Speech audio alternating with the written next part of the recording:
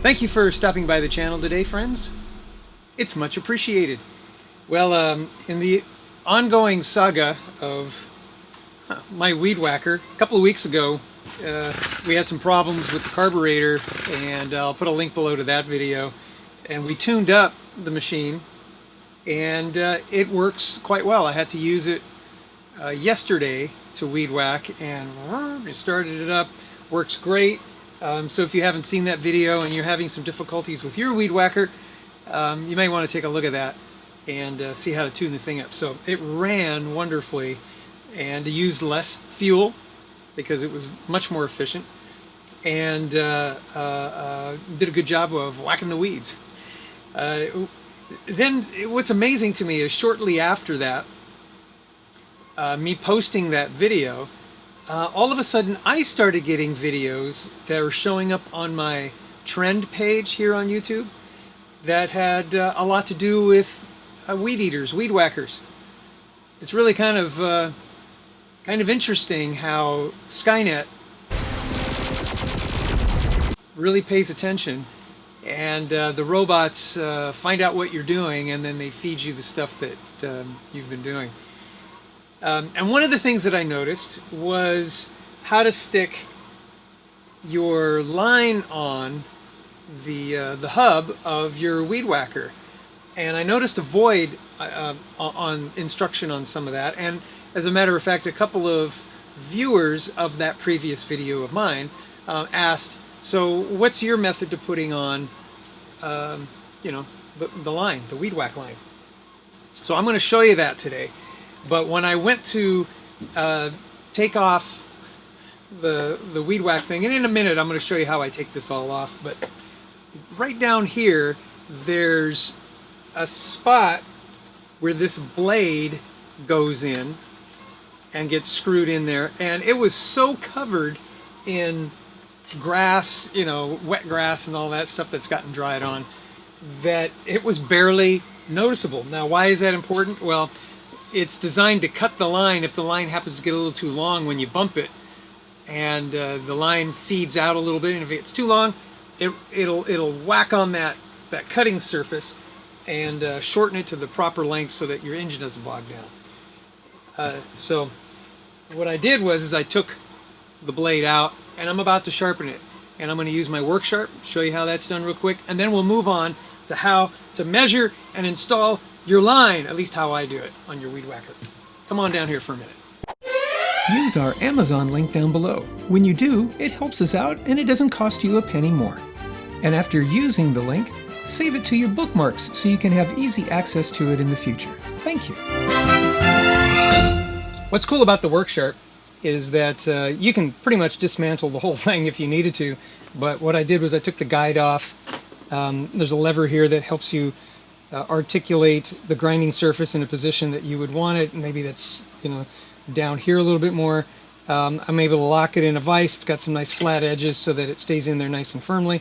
I can press the trigger, and then there's a lock button that you can't see in this video right now, but there's a lock button where I can hands free. And then I'm going to take the cutting implement, kind of a razor blade kind of thing, but designed specifically for that weed whacker. And I'm going to stick it on here and reprofile the edge because it is all chewed up. I don't know if you can see the chewed up edge there, but I got to do something about it. I started working on it just a little bit off camera, and it needs a lot more work. So let's get on with it, shall we?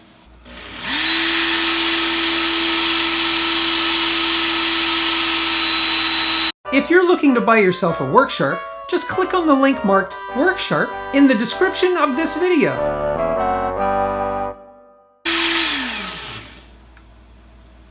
Yeah.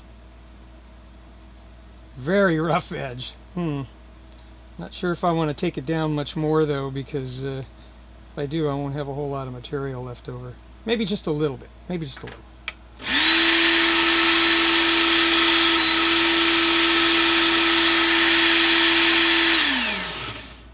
I guess we can always try it out on a piece of paper. Yeah, okay. Well, it'll at least cut it, seems like. Yeah, because that edge is still pretty beat up, but it's got a sharp enough edge that hopefully it'll cut the... Boy, that's bothering me though. But I know what's going to happen. If I chew into this too much, it'll be useless.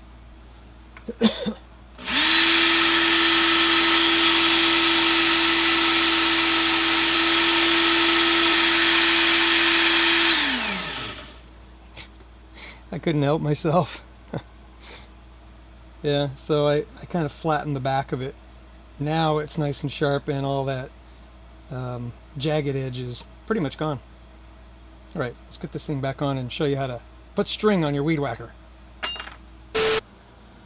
All right, pretty simple. Edge goes on the outside like that. There's a screw that goes on this side, and then a nylon lock washer, or nylon locking nut that goes on the other side, just like that. Now it's nice and sharp. As you can notice, I also have to take off a whole mess of... Man, this was caked on. I should pay a little more attention to it, take a little better care of the underside of this. You should probably see the underside of my lawnmower. It's probably just as bad. Oop, let's get that down. Can you see that okay? Yeah, let's angle this down just a little bit more. Just like that. And screw this thing on. Just use a little crescent wrench. And go for it.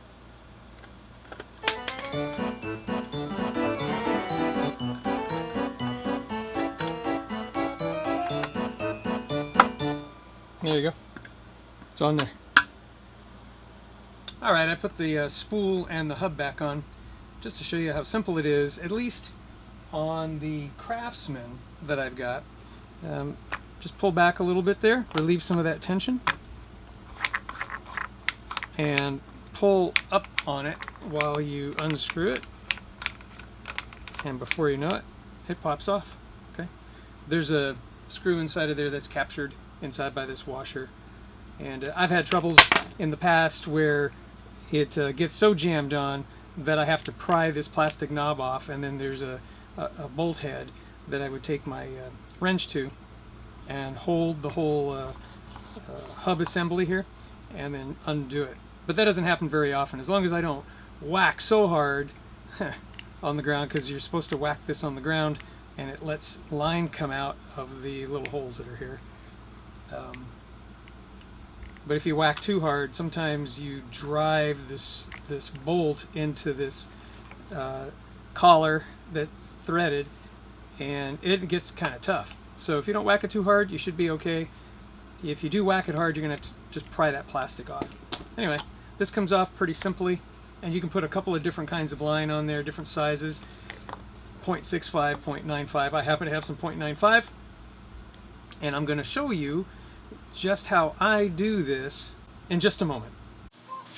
Alrighty, well, sorry for the noise in here. The air conditioning's on. It's about 105 outside today. Welcome to spring here in Texas. And the chickens are all crowing, or not crowing, but clucking and complaining and probably laying eggs, which I should be grateful for, but they always seem to do it when I'm trying to talk to you all, and it's very distracting. Anyways, I've got Craftsman, what they call trimmer line, and it's the round line. I don't know what kind you're using, but I just kind of landed on this. It is the 0.95 diameter. It seems to work fine for me. There's a square line, there's triangular line, so it's not perfectly round. It's got edges to it, and some guys swear by that stuff, and I haven't really tried it. If you've tried it and you prefer round or some of the other ones, leave a comment below. Let us know what your experiences are. But I'm just going to unspool some of this stuff and stick it on that spool. It takes, let's see, my spool takes roughly I think a total of 12 feet. I may be wrong on that, but I'm only going to put 12 feet on it, and it's times 2. Now you may, hang on a second.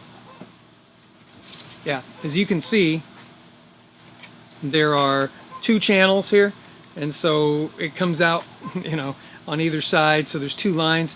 You may be tempted to actually try to cut 2 of them and wrap 2 of them on here.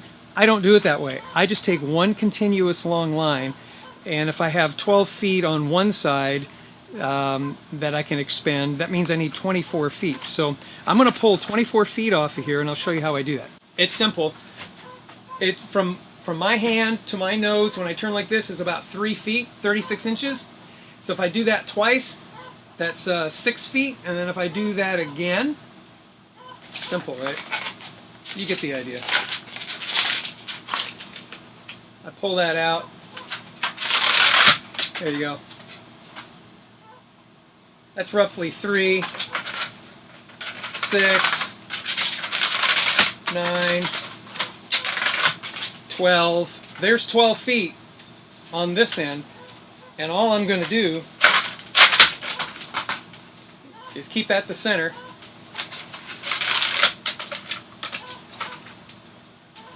Come up to here, pull a little of that off, cut it off right here. Take my trusty knife, my EDC of choice, the Columbia River knife and tool, Homefront. It's the aluminum version. I've had this for a long time. It cuts the trimmer line really well. I'll leave a link down below if you're interested in knives. Blade HQ, got a great selection of knives down there. Those guys are good. They'll help you out, and I've got a link.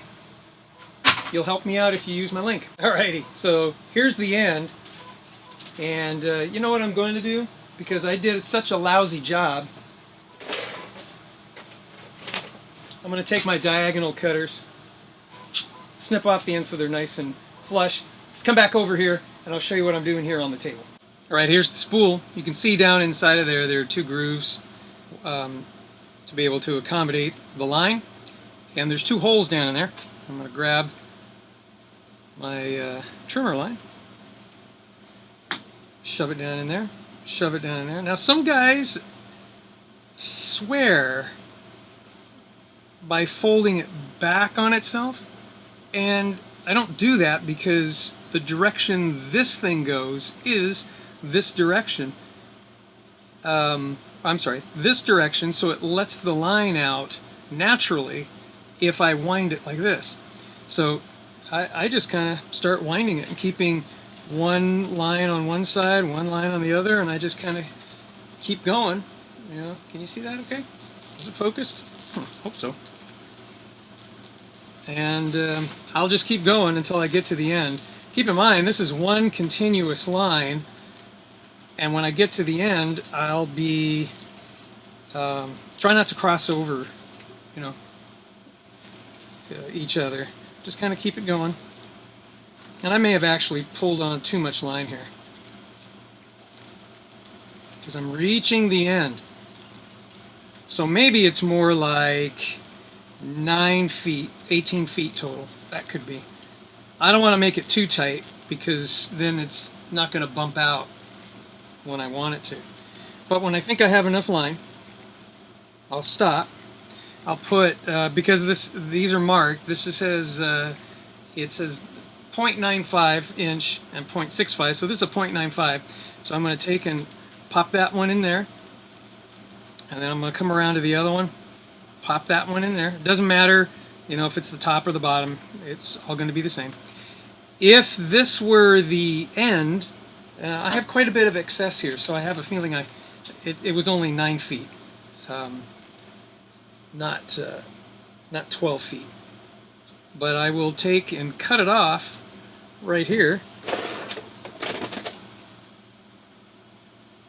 And now I have equal line on both sides, and all I got to do is put it back on the hub. Well, it's a little more than just that. As you can see on the hub as it spins around, there's a hole on this side and a hole on this side, and you can align it any way you want. I'll take this and I'll shove one line through there. I'll do the same thing here. Shove the line through there. And there's a couple of notches here. I will line up my spool with the notches that are on the hub, spring side down. And when I snap it in there, it releases it from those little catch things.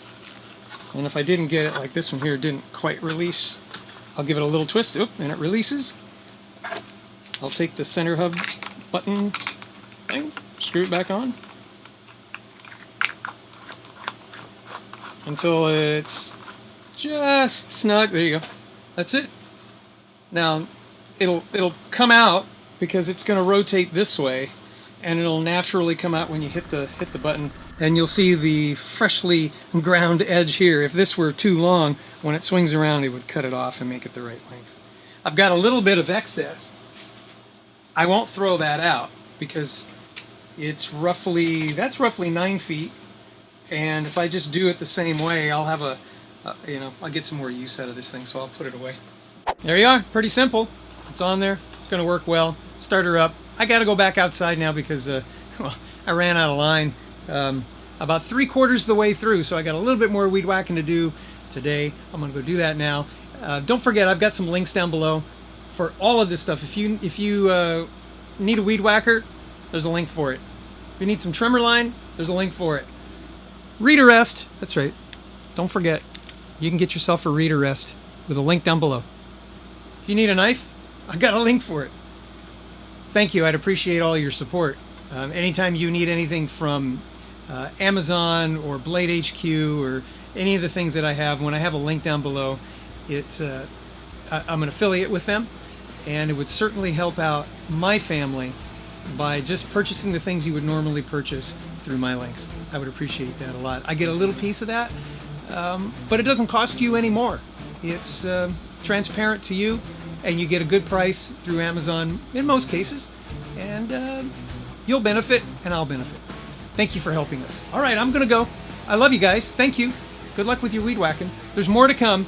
I just got a box in from Flex Seal, the Flex Seal guys, and so I'm gonna finish up a project with some Flex Seal, and I want to show you that next time. But until then, God bless you. God bless America. May America bless God. We'll see you later.